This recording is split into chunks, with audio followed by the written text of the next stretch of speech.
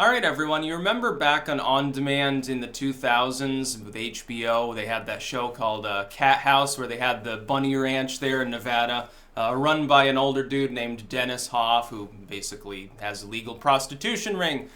He's now going to be running for office in the Republican Party in Nevada, successfully unseating, I believe, a 3-term incumbent for that position, which should show you, at this point, it's more important that you not be an anti-Trumper if you're going to run in the Republican Party than that you be a moralist. That's actually, by the way, a massive improvement.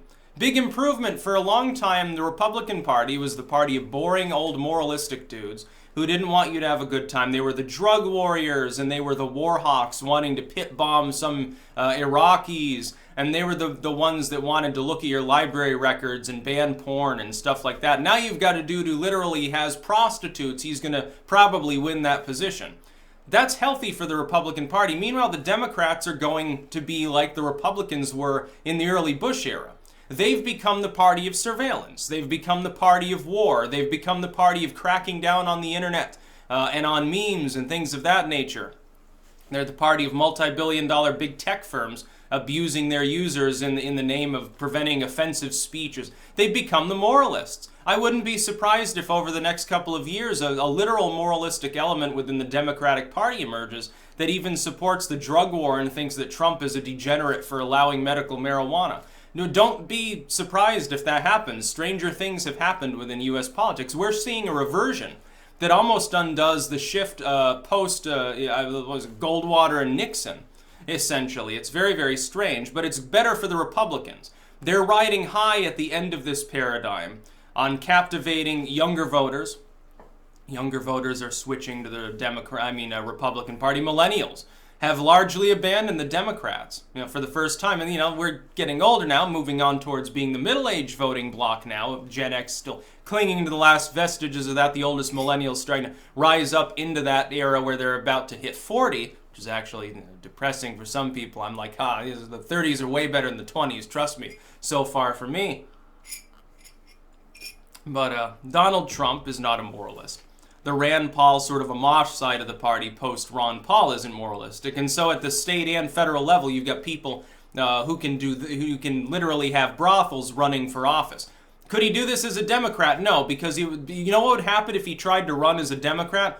Oh, you hate women's rights, you exploit women. That's what would happen. You're too capitalistic. That's what would happen. You're too libertarian in your leanings. You should be ashamed of yourself, you stupid cis pig. That's what he'd be told by the Democrats.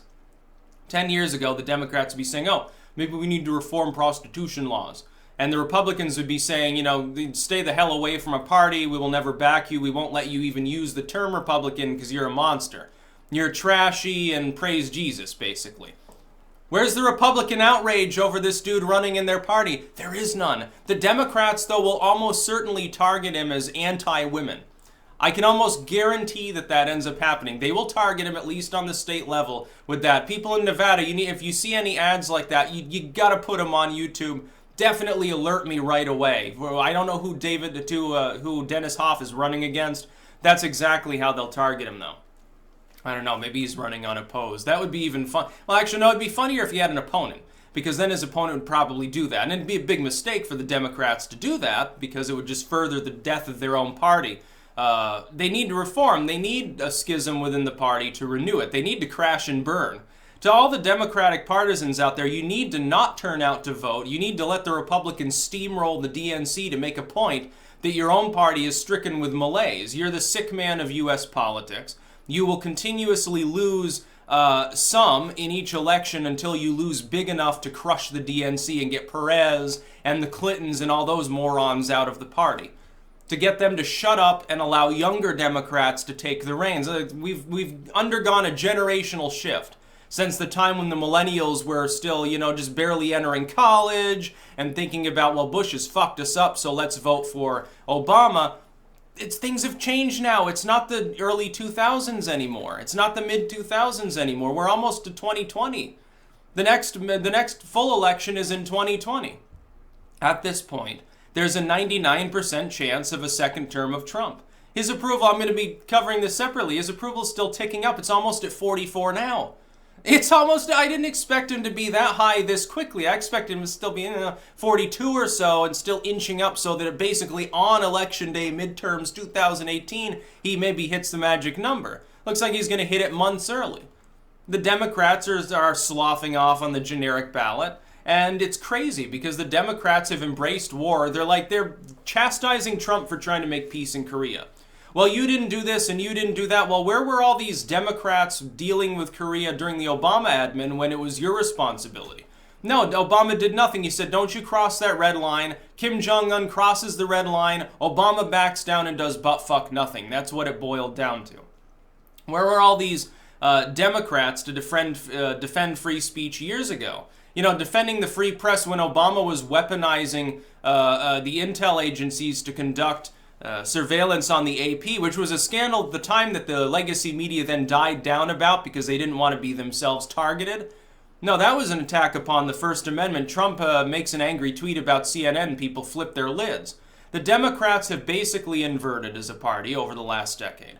They've gone from a young movement to an old person's movement, from an anti-war movement to a jingoistic movement, from a movement that questioned globalism on the basis that it could be abusive towards especially the third world, which is what they really cared about, to a movement that embraces globalism.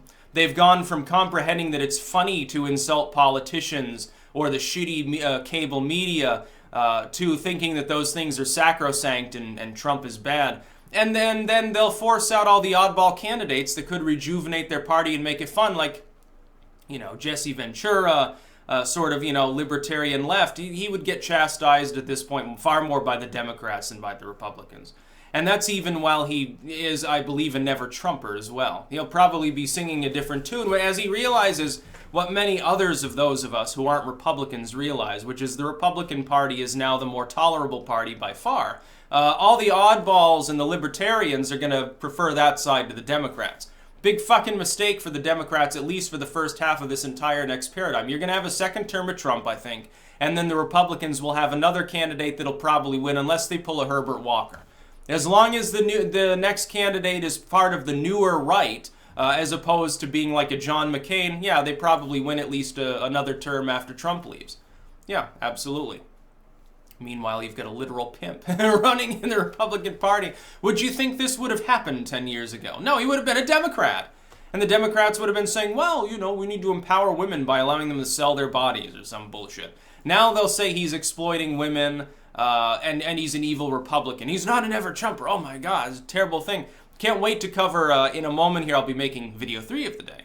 The concept that the never-Trumpers are basically totally fucking defanged after these primaries. The Trump candidates are steamrolling the never-Trumpers. Part of that is because of Trump's approval. Part of it is where these primaries are being held in states that Trump disproportionately tends to have more leverage in. That's about all. Peace out.